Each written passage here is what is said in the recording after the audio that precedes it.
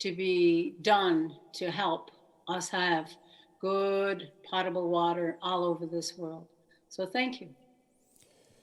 Well, thank you indeed, and to all of you for sharing these personal insights. We now come to perhaps the toughest part of this dialogue, that is to bring forward your thoughts and your recommendations. So how do we indeed keep the momentum as we go forward? I think we all realize that it was difficult before we entered these extraordinary pandemic times, but how do we make sure that the world, as it tries to get into some normal state of affairs, both in terms of general life, but also the economies and the well-being and the health of the people, that they have the time and the effort and the concentration to deal with the issues that have been the core of this conference and your statements earlier in this discussion. It was difficult before, but I think as we move forward, it's indeed going to be challenging. So we need some inspiring, concrete recommendations of how we could keep the momentum going. So if I can invite you, Karina, to start, and thank you for participating. We will understand that you have to leave us in order to get to other obligations where you are. But please, let's hear from you some of these concrete suggestions. Thank you so much. I want to congratulate and thank the organizers of this historic and wonderful gathering, and especially our friends in Iceland.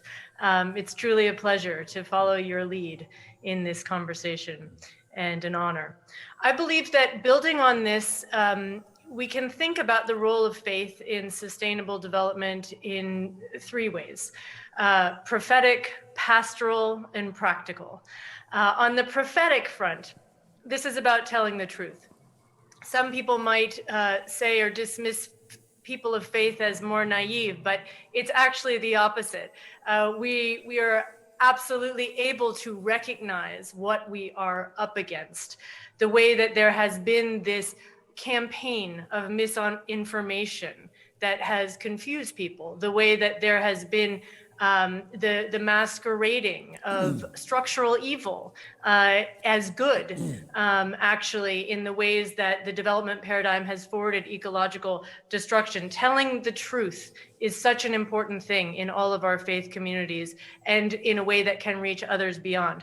The pastoral is, of course, about responding in the wake of climate impacts. We know that they're coming: the stronger storms, the fires, the rising sea levels, the people who are migrating. The pastoral care that people need is very real. Also, for people that are just grappling with understanding the climate crisis with grief and anxiety, this is something that can be provided in pastoral care settings to help people, because otherwise that can turn into denial, despair, and projection. And finally, the practical. We have faith communities have buildings, they have land. There are so many ways to use this for good, and especially create spaces for engagement, for civic engagement about sustainable development. All sustainable development goals must engage civil society in consultation. And so faith communities can use these spaces to do that. So again, I'm deeply honored to join you, and thank you so much for the opportunity to share. Thank you indeed. And we now move to the minister. We have watched here in Iceland how the entire government is trying to deal not only with the health challenges of the pandemic, but also the very disastrous economic challenges. But how will you, as you move forward, be sure that the issues of ethics and beliefs in relation to the environment and the sustainability of the planet will stay on the agenda? Please, Guruldur. Yes, thank you so much, Your Excellency. This is a vital question, and in my opinion, it's most important that we do not lose sight of the long-term projects and challenges that we are dealing with globally, like climate change, biodiversity loss, etc., which are actually no longer just a long-term challenges. They are happening right now. So therefore, well, the government that I'm presenting here will do its uttermost to continue doing so. I think, practically speaking, about the outcome of this conference, one of the outcomes that was here from the conference was drafting a resolution to put into the United Nations Environmental Assembly. That's a very practical thing to do. And hopefully, if the conference will be held next year, we will be able to gather momentum for bringing us a resolution that will strengthen the participation and the sort of a coalition of the faith-based organizations to continue doing exactly what we have been trying to build up here. Give them the power of coming together, listening to one another, as diverse but united as they are in this matter, to take the message further. And I think that I can promise you that I will work towards that goal. Have already discussed this with UNEP and with my Nordic colleagues. So at the end, perhaps, let's though not only focus on that. Let's also focus on the sort of the outcome of the conference, which is that here the different faiths came together, diverse and united as they are, as diverse as they are, but united. And that is the beginning of something, in my opinion, that we need to continue, and the support of the governments of the world is hopefully something that we can provide in the coming years. And thank you all for this wonderful panel. Well, before I invite Cardinal Turkson to share his recommendation with us, let me tell you, Minister, that as I drove from the capital to the cathedral here in the southern part of Iceland this morning, I've never seen so few cars on the road. And the sky was absolutely brilliant in this autumn sunshine. So from the point of view of the climate and the pollution, of course, the pandemic is also providing us with an opportunity to see that the world without the huge traffic and pollution can indeed function, as we saw this morning. So, Cardinal Turkson, can I invite you to share your final thoughts with us in this distinguished panel? Your Excellency, thank you again. Thank you for this invitation. The final thoughts I'd like to leave with this group.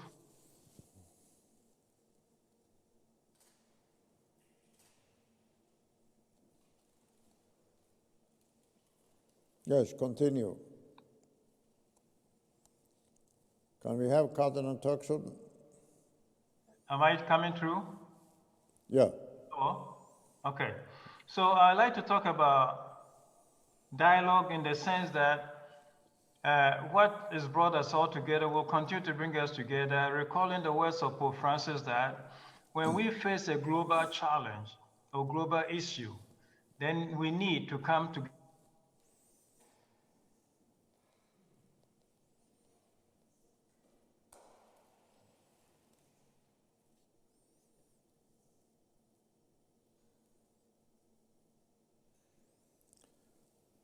We are having some difficulty in hearing the Cardinal.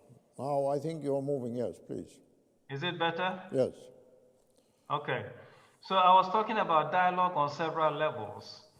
On the level of nations, in the form of multilateralism, such as the United Nations, such as the European Union, such as OSCE, and the different levels of the conversation.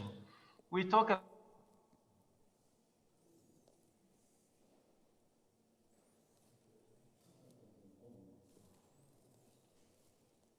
challenges that we face towards finding a solution. The second thing would be commitment. Coming together from a religious point of view, we need to be committed by the love of God for all of us to be able to love Him. So we need to develop a culture of love, a civilization of love, because we've been loved first. And out of love for the present and the future, we need to commit to action. Then thirdly, we require leadership, a good, genuine, direct and vision-inspired leadership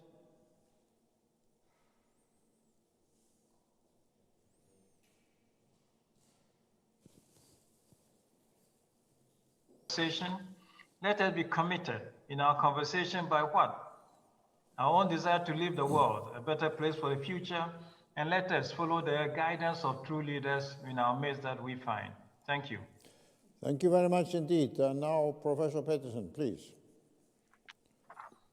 Thank you so much, Your Excellency. We've heard the proposal for the formation of the Faith for Earth Coalition. And this very, very important conference is really a preparation for the next UN Environment Assembly, where plans for that will be further developed. And the fourth part of the proposal for the Faith for Nature Coalition is the partnership of religion and science. And I have to say, I believe that this is crucially important and needs a lot of attention. And the perception of the authority of science differs from one cultural and religious community or tradition to another. But where there might be lingering the idea that science and religion are at odds with each other, or, for example, a sort of a prejudice that someone who's a practicing scientist is an atheist or doesn't recognize the sacred, which is completely untrue, or even isn't a member of a faith community, there needs to be a drawing together of the communities. And so again, dialogue between science and religion. And so religious communities, I think, would benefit a great deal from seeking out among themselves people who are believers and members of the faith community, but have scientific training and can create the science and religion dialogue within the religious community itself, as well as on an interfaith, on a more broader global basis. And all of this goes back to what Karena was saying and others have been saying about telling the truth. We have to have a firm grasp on the truth before we can, that's part of awakening and consciousness raising.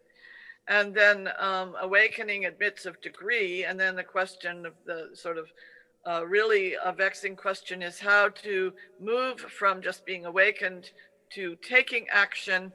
And I'll just finish by saying that one of the things that brings about that kind of change is if someone is told by someone they really care about, such as their own children, or someone they really respect and know well, we must act. I'm doing it, you have to join me. That's very important. And then the minister was saying our hearts have to be involved. That's what spirituality is all about, the heart. And one way of reaching the heart is through arts and culture and music and, through traditional or contemporary forms of culture that will advocate for awakening and action and grasping the deeper meanings.